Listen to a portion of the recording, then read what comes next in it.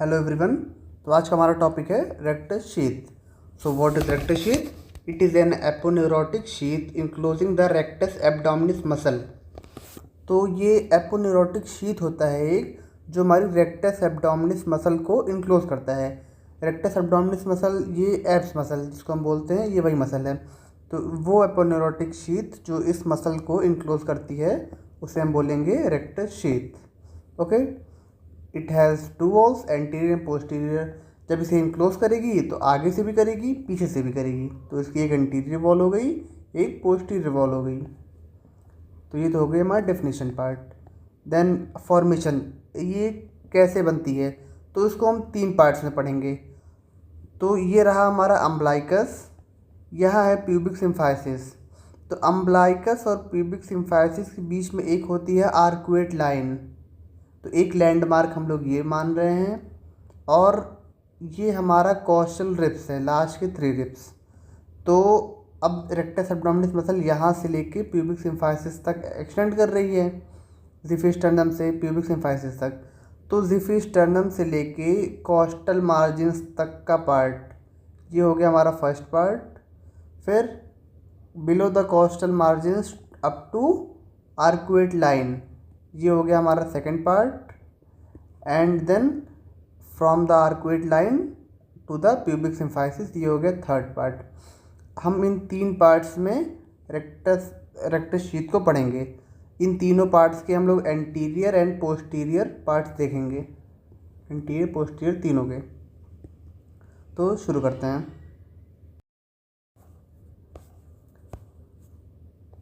So the formation of rectus sheath differs in the upper, middle and lower parts. जैसा हम बताए, अपर parts कहाँ से, ज़िफिस्टर्नम से लेके up to the above the costal margins, ये हो गया हमारा फर्स्ट पार्ट, इसे अपर पार्ट बोलेंगे। And second one is from the costal margins down to the arcuate line, costal margin से आर्कुएट लाइन तक। And third part from the arcuate line to the pubic symphysis. ये हमारे 3 part हो गए। तो first part देखते हैं हम, अबव द कॉस्टल मार्जिन्स।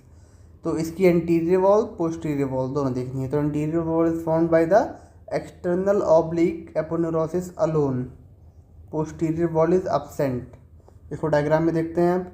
ये रहा हमारा फर्स्ट पार्ट, अपर पार्ट। इसमें जो हमारा एंटीरियर वॉल है, ये रही एंटीरियर वॉल, ये सिर्फ एक्सटर्नल ऑब्लिक के एपोन्यूरोसिस से बन रही है और पोस्टीरियर वॉल यहाँ पे absent है। ओके, ये हो गया हमारा फर्स्ट पार्ट। और सेकंड पार्ट हमारा ये रहा, सेकंड और मिडिल पार्ट। तो मिडिल पार्ट का एंटीरियर वॉल किससे किससे बन रही है, एक्सटर्नल ऑब्लिक के एपोन्यूरोसिस से एंड इंटरनल ऑब्लिक के एपोन्यूरोसिस से बन रहा है। ओके। एंड पोस्टीरियर पार्ट किससे बन रहा है, internal oblique and transverse abdominis के एपोन्यूरोसिस से।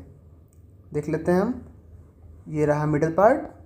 तो एंटीरियर वॉल किससे बन रही है, from the aponeurosis of external oblique, ये तो थर्ड रहा, ये रहा सेकंड। तो एंटीरियर वॉल किससे बन रही है, aponeurosis of external oblique and the anterior lamina of the aponeurosis of the internal oblique. ये इंटरनल ऑब्लिक के 2 लमाइना हो गए ना, ये इंटरनल ऑब्लिक 2 में डिवाइड हो गई, एक एंटीरियर लमाइना, एक पोस्टीरियर लमाइना। तो anterior wall obviously anterior lamina से बनेगी और पोस्टीरियर वॉल पोस्टीरियर लमाइना से। Then posterior wall is formed by the aponeurosis of the transverse abdominis and internal oblique muscle. Then अब आते हैं लोअर पार्ट, थर्ड पार्ट। इसमें anterior wall 3 muscle के aponeurosis से बन रही है, external oblique, internal oblique and transverse abdominis. तीनों का aponeurosis anterior wall of rectus sheath बना रहा है लोअर पार्ट में। And posterior wall again absent है यहाँ पे। So third part lower part का anterior wall is formed by the aponeurosis of external oblique, internal oblique and transversus abdominis muscle. Posterior wall is absent। Rectus muscle lies directly on the fascia ट्रांसवर्सालिस। तो अब यहाँ पे ये याद कैसे होगा, अब ये देखो कि इसमें कितने मसल्स का इन्वॉल्वमेंट हो रहा है। 3 मेन मसल्स हैं, external oblique, internal oblique and transverse abdominis. Okay. अब हम इसको देखते हैं फर्स्ट पार्ट। इसका एक ट्रिक है 1/0, 2/2, 3/0, 1 2 1 2 3 0 2 0। अब इसको समझते हैं हम। तो अपर पार्ट में एंटीरियर में एक मसल है, पोस्टीरियर में no muscles, and then middle part में एंटीरियर में 2 मसल्स हैं, external oblique and internal oblique, and posterior part में भी 2 मसल्स हैं, internal oblique and transverse abdominis. अब लोअर पार्ट के एंटीरियर में है 3 muscles, external oblique, internal oblique and transverse abdominis, but posterior part में अगेन 0 मसल्स हैं। तो ये हमारा ट्रिक है इसको याद करने का। देन अब इसके फंक्शंस पे आ जाते हैं, क्यों होती है। तो इसके फंक्शंस क्या क्या हैं। एक तो है it helps in the maintaining the strength of the anterior abdominal wall. ये एंटीरियरली प्रेजेंट है तो ये स्ट्रेंथ प्रोवाइड कर रही है एंटीरियर एब्डोमिनल वॉल को। And it prevents the Boeing of rectus abdominis during the contraction of anterior abdominal wall.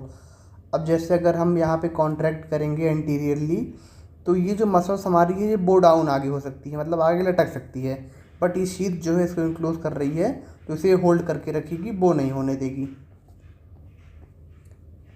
Then ये हो गए इसके फंक्शंस। अब आते हैं इसके कंटेंट्स पे। तो ये रहा कंटेंट्स का डायग्राम। अब ये है हमारे रेक्टस एब्डोमिनस मसल, ये रहे हमारे कोस्टल मार्जिन्स, ये रही हमारी आर्कुएट लाइन। तो 3 पार्ट हम बताए थे ना। फर्स्ट पार्ट ये रहा upper part above the coastal margins, second part या मिडिल पार्ट ये रहा between the coastal margins and arcuate line, and lower part ये रहा बिलो द आर्कुएट लाइन। तो अब इसके कंटेंट्स हम देखते रहे थे। तो इसमें 2 मसल्स हैं, 2 वेसल्स हैं, 2 वेन, 2 आर्टरीज होनी चाहिए, यहाँ पे वेसल्स नहीं आर्टरीज, 2 आर्टरीज हैं, 2 वेन्स हैं, 6 नर्व्स हैं। 2 मसल कौन कौन सी जो कि रेक्टस शीथ के अंदर प्रेजेंट है, कौन कौन सी। एक तो रेक्टस एब्डोमिनस सही है, और एक और मसल होती है पिरामिडालिस, ये सब में प्रेजेंट नहीं होती है। अगर कुछ में प्रेजेंट होती है तो एक मसल ये हो गई, एक रेक्टस एब्डोमिनस, ये तो सब में होती है। फिर 2 आर्टरीज कौन कौन सी है, superior and inferior epigastric artery, superior and inferior epigastric artery, and same इसी नाम का वेन भी है। तो superior and inferior epigastric when, 2 artery हो गई, 2 वेन हो गई, एंड अब 6 नर्व्स होती हैं। तो 6 नर्व कौन कौन सी, terminal part of the lower 5 intercostal nerve and a subcostal nerve. 5 intercostal nerve होती हैं और एक सबकोस्टल नर्व, तो ये 6 नर्व हो गई। तो ये रहे इसके कंटेंट्स। एंड देन अब अप्लाइड इसका। तो इसके अप्लाइड में दो अप्लाइड हैं इसके। एक तो जो अपोन्यूरोटिक शीथ 2 साइड होती है हमारी मसल्स ना, एक लेफ्ट रेक्टस एब्डोमिनस, एक राइट रेक्टस एब्डोमिनस। फिर जो इसका अपोन्यूरोटिक शीथ है ये आके बीच में मर्ज करेगा, तो यहाँ पे एक बनता है लीनिया एल्बा, लीनिया एल्बा। तो ये मल्टीपेरस वुमेन होती हैं, मतलब जो वुमेन एक से ज़्यादा चाइल्ड को बर्थ दे चुकी होती हैं, इनके जो रेक्टस शीथ है, इनके upper part of linea alba get stretched and gap leading to a divarication and of rectus abdominis. तो एंड सेकंड क्लिनिकल क्या अप्लाइड क्या है इसका, knowledge of rectus sheath and its content help the surgeon to do laparotomy by giving a paramedian incision without cutting the rectus abdominis muscle. तो एक landmark दे देता है ये सर्जन को इंसिजन के लिए। बस देन थैंक यू।